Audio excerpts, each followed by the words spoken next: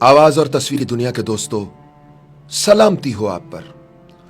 आज जो कहानी मैं आप सबसे शेयर करने जा रहा हूं, ये मुझे इंस्टाग्राम पर मौसूल हुई। ये कहानी मुझे यावर अब्बास ने भेजी है और उनका कहना है ये उनके करीबी दोस्त ने भेजी है।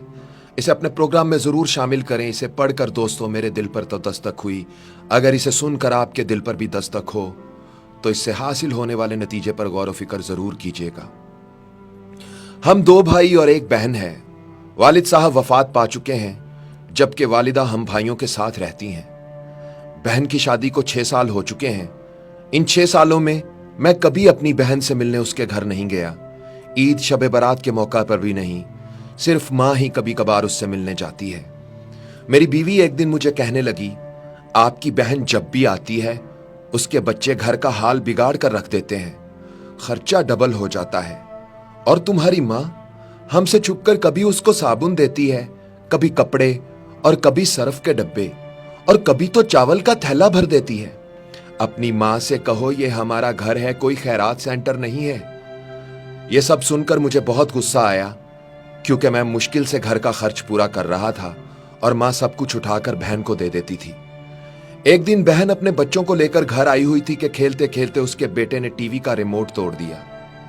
यह देखकर मुझे बहुत गुस्सा आया और मैंने माँ से कहा, माँ बहन से बोलो हमारे घर सिर्फ ईद पर आया करे, और ये जो आप उसे साबुन सर्फ और चावल का थैला भर कर देती हैं बस बहुत हो गया, अब यह सिलसिला बंद कर दें।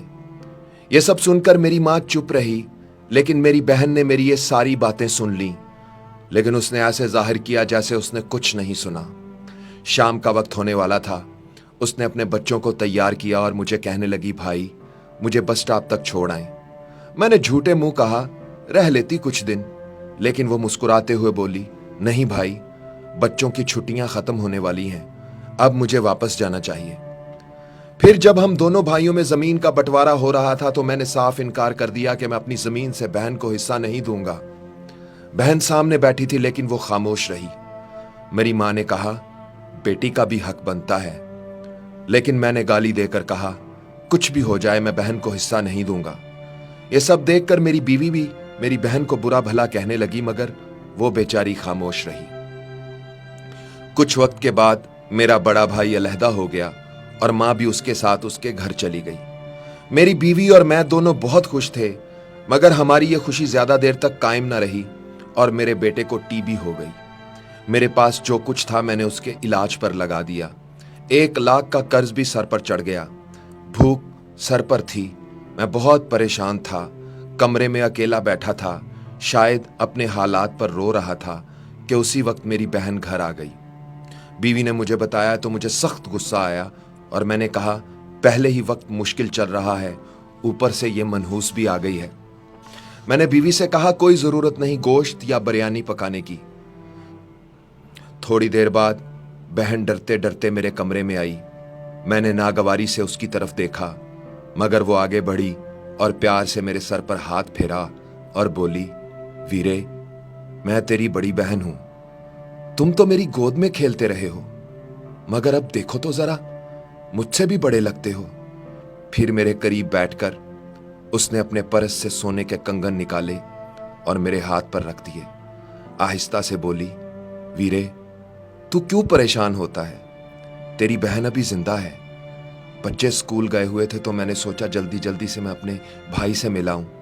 भाई ये कंगन बेच दो, अपना खर्च चलाओ और बेटे का इलाज करवाओ। फिर वो आहिस्ता से बोली, भाई तुझे कसम लगे किसी को मत बताना कंगन के बारे में।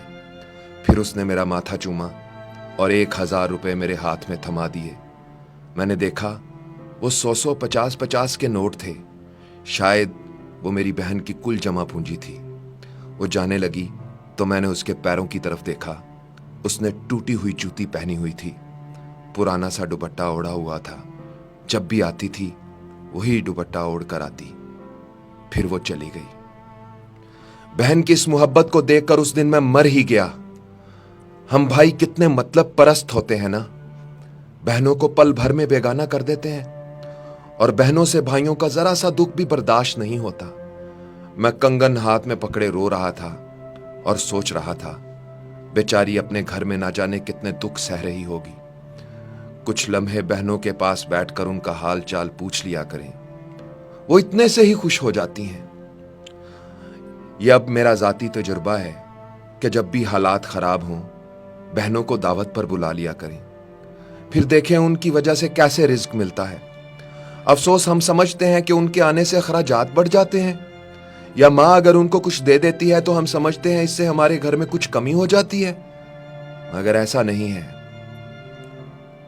जब तक हम बहनों पर मेहरबान रहते हैं कुदरत हम पर मेहरबान रहती है, और जब हम बहनों से शफकत का हाथ उठा लेते हैं कुदरत हमसे अपना हाथ उठा लेती है।